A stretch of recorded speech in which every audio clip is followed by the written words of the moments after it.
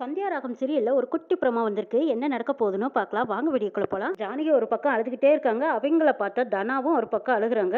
ச்சே, இப்போதைக்கு அப்பாவுக்கு ஆதரவா இருக்கிறதே நான் மட்டும்தான். இப்ப சித்தப்பாவையும் அப்பா ஒதுக்கி வச்சுட்டாரு. அப்பா அளவு கடந்த பாசம் நம்ம மேல வச்சிருக்காங்க. ஆனா எனக்கு கதிர் மேல அளவில்லாத பாசம் இருக்கு. என்னோட காதல வெளியே சொல்ல முடியல. ஆனா எனக்கு ரொம்ப ரொம்ப கதிரை பிடிச்சிருக்கு. அப்பா சொல்றாரேன்னு என்னால ஒதுக்கவும் முடியல. கதிரை எனக்கு பிடிச்சிருக்குன்னு சொன்னா அப்பா மனசு தாங்கவே தாங்காது. நிச்சயமா என்னையும் ஒதுக்கிடுவார். என்னோட விருப்பத்தை எப்படி சொல்றதுனே தெரியலையேன்னு புலம்பிக் வந்திருக்காங்க தனா. அங்க ஜானகி வராங்க. என்ன தானா, என்ன யோசிச்சுட்டு இருக்க? உன் அப்பாவை பத்தி யோசிக்கிறியா? உன் அப்பா கிட்ட உன்னோட விருப்பத்தை சொல்லுதானா? எதுக்காக தயங்குற? உண்மையை மறைக்க வேண்டாம், சொல்லிருங்கிறாங்க. அம்மா, அப்பாவை பத்தி உனக்கு தெரியுமில்ல. அப்பா பேச்ச யாருமே கேட்கலின்னா அப்பா இப்ப ரொம்ப வருத்தத்துல மனநொந்து இருக்காரு. இப்ப போய் எனக்கு கதிரை பிடிச்சிருக்குன்னு சொன்னா அப்பா கதிரை விவாகரத்து பண்ணுன்னு சொல்லிட்டு இருக்காரு. இப்ப எனக்கு பிடிச்சிருக்குன்னு சொன்னா அப்பா மனசு உடஞ்சிடாதம்மா. அப்பா ஊருக்கு மத்தியிலயும் சரி, எல்லாரும் முன்னாலேயும் சரி, எனக்குன்னு ஒரு நல்ல வாழ்க்கையை அமைச்சு கொடுக்கணும்னு ஆசைப்படுறாரு. அது மட்டுமா, கதிரை பிடிக்காத கல்யாணம் தனாவுக்கு அமைஞ்சிடுச்சேன்னு நினைச்சுக்கிட்டு இருக்காங்க அப்பா. இப்ப போய் கதிரை எனக்கு பிடிச்சிருக்குன்னு சொன்னா அப்பா பேச்ச மீறின மாதிரி ஆயிடாதாங்கிறாங்க தனா. என்னோட விருப்பம் இதுதான்னு நான் சொன்னா அப்பா பேச்ச மீறின மாதிரி ஆயிரும். நான் இப்ப என்ன பண்றதுன்னு எனக்கு ஒண்ணுமே புரியலைங்கிறாங்க தனா. தனா, நான் ஒரு விஷயம் சொல்லட்டுமா அப்படின்னு மாயா அங்கிருந்து வராங்க. பெரியப்பா கிட்ட நேரடியா நீ எதையும் சொல்ல வேண்டாம். ஆனா பெரியப்பாவுக்கு பிடிச்ச மாதிரி நீ ஏதாவது ஒண்ணு செய்யி. அப்ப பெரியப்பா உனக்கு என்ன வேணும்னு கேட்பாரு. அப்பாவுக்கு பிடிச்ச மாதிரி நான் என்ன செய்யட்டுமாயான்னு கேக்குறாங்க. ஏய், பேட் மேட் வின்னர் ஆச்சு நீ ஜெயிச்சுட்டு வந்தீங்கன்னா நிச்சயமா பெரியப்பா உன்னை பாராட்டுவாங்க. அப்போ உனக்கு என்ன வேணும்னு கேட்பாங்க. அப்போ உன்னோட ஆசைகள் ஒவ்வொன்றா நீ சொல்லிட்டு வந்தேன்னு வையேன், அப்பவே உன்னோட விருப்பத்தையும் நீ சொல்லிடு. ஆமா மாயாக்கா, எனக்கு இந்த விஷயம் தோணாமையே போயிடுச்சு. ஆமா, நான் பேட் மேட்ல கலந்துக்கிறேன். அப்பாவோட ஆசையும் அதுதான், கதிரோட ஆசையும் அதுதான். நிச்சயமா நான் ஜெயிச்சு வந்ததுக்கு அப்புறமா அப்பா கிட்ட ஆசீர்வாதம் வாங்கிட்டு அப்பா என்ன வேணும்னு கேட்டாருன்னா எனக்கு பிடிச்ச வாழ்க்கை வேணும்னு கேட்பேன். நான் வின் பண்ணதுக்கு காரணமே கதிர் தான் நான் அப்பாவுக்கு புரிய வைப்பேங்கிறாங்க தனா. அதுக்கப்புறமா அப்பா கதிரை கொஞ்சம் கொஞ்சமா புரிஞ்சுக்கிறதுக்கு ஒரு நல்ல வாய்ப்பு இருக்குங்கிறாங்க தனா.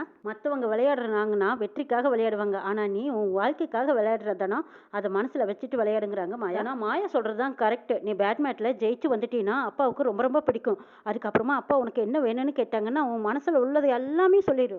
நிச்சயமா அப்பா மறுக்க மாட்டாங்க. உன்னோட விருப்பத்தை நிறைவேற்றுவாங்கன்னு சொல்றாங்க ஜானகி. ஆனா நேஷனல் லெவல்ல நீ விளையாடி வின் பண்ணினீன்னா பெரியப்பா அவ்வளவு பெருமைப்படுவார். கண்டிப்பா உன்னோட ஆசைகளை நிறைவேற்றுவார் பெரியப்பான்னு சொன்னதும், ஆமா, இனிமே நான் கதிர்க்காக விளையாட போறேன். கதிரை என் கூட சேர்த்து வைங்கன்னு கேட்க போறேன். என்னோட வாழ்க்கைக்காக விளையாட போறேன் மாயா. கண்டிப்பா நான் வின் பண்ணி என் மனசுல இருக்கிற ஆசைகளை எல்லாம் அப்பா கிட்ட சொல்லுவேன் மாயா. சரியான நேரத்துல தான் எனக்கு ஐடியா சொல்லியிருக்கேன். ரொம்ப தேங்க்ஸ் மாயாக்காங்கிறாங்க தனா. என்னடி அக்கா தங்கச்சிக்குள்ள எல்லாம் தேங்க்ஸ் எல்லாம் சொல்லிட்டு நீயும் கதிரும் சேர்ந்து சந்தோஷமா வாழ்ந்தீங்கன்னா அதுவே எனக்கு போதுமடிங்கிறாங்க மாயா. ஒவ்வொரு நிமிஷத்தையும் நீ வேஸ்ட் பண்ணக்கூடாது. ப்ராக்டிஸ் பண்ண ஆரம்பி.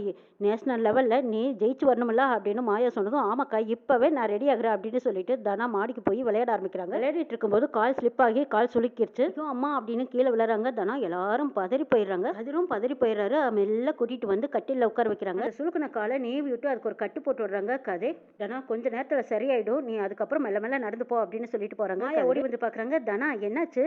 என்ன காலில் கட்டு போட்டிருக்கே? என்ன கதிரா கட்டி போட்டுட்டாங்கிறாங்க. ஆமாங்கிறாங்க. அப்பா கதிர் கை வச்சு கட்டு போட்டிருந்தா கண்டிப்பா சீக்கிரம் சரியா இருக்குமே அப்படித்தானேங்கிறாங்க. போமாயக்கா, எப்பவும் கேலியும் கிண்டலுமா தான் நீ பேசிட்டு இருக்க.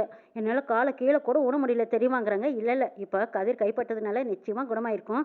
நல்லா காலை ஊனிப்பாரு அப்படின்னு சொல்லவும் தனா மெல்ல எடுத்து வச்சு பார்க்கறாங்க. கீழே ஊனதும் ஐயோ அம்மானு சத்தம் போடுறாங்க தனா. இதை பார்த்துட்டு ஓடி வராங்க கதிர். தனா, என்னாச்சு அப்படின்னு பதறி போய் வந்த கதிர் கட்டில மெல்ல உட்காந்து ரெஸ்ட் எடு, அப்புறமா நடந்து பார்க்கலாங்கிறாங்க. அப்பா பாத்தியாடி உன் புருஷனுக்கு இருக்கிற அக்கறையா அப்படின்னு மாயா கேலியும் கிண்டலும் பேசிட்டு போறாங்க. கதிர், நீ என் மேல எவ்வளவு அக்கறைப்படுற. ஆனா என்னோட ஆசை அன்பு எதையுமே நான் உன்கிட்ட வெளிப்படையா சொல்ல முடியாம தவிக்கிறேன். எங்க அப்பாவுக்காகத்தான் நான் இது வரைக்கும் உன்கிட்ட என்னோட விருப்பத்தை சொல்ல முடியாம தவிக்கிறேன். எப்படியும் பிராக்டிஸ் பண்ணி நேஷனல் லெவல்ல ஜெயிச்சதுக்கு அப்புறமா எங்க அப்பா கிட்ட என்னோட விருப்பத்தை சொன்னதுக்கு அப்புறம் நான் உன் கூட சந்தோஷமா சேர்ந்து வாழ போறேன் கதிர். அது வரைக்கும் நான் உன் மேல வச்சிருக்கிற ஆசைகளை பூட்டி வச்சிருக்க போறேன். என்னோட ஆசை, விருப்பம், கனவு எல்லாமே நீதான் கதிர். கண்டிப்பா நீ புரிஞ்சுக்கிற நாள் கூடிய சீக்கிரம் வரும். நம்ம ரெண்டு பேரும் சேர்ந்து சந்தோஷமா வாழ போறோம்னு பாத்துக்கிட்டே இருக்காங்க தனா. மாமாவுக்கு எப்ப என் பேர்ல நல்ல அபிப்பிராயம் வருதோ அப்பதான் தனாவோட வாழ்க்கையும் என்னோட வாழ்க்கையும் சந்தோஷமா இருக்கும். அப்படி ஒரு சந்தோஷமான வாழ்க்கை வருமானு எனக்கு தெரியல. மாமா என்னை பார்த்தாவே எரிஞ்செரிஞ்சு விழுறாரு. இப்படியே போய்கிட்டு இருந்தா நான் தனாவை விட்டு பிரிஞ்சு போக வேண்டியதுதான் அப்படின்னு கதிர் ஒரு முடிவோடு இருக்காங்க. என்ன நடக்குதுன்னு நாளை எபிசோட்ல பார்க்கலாம்.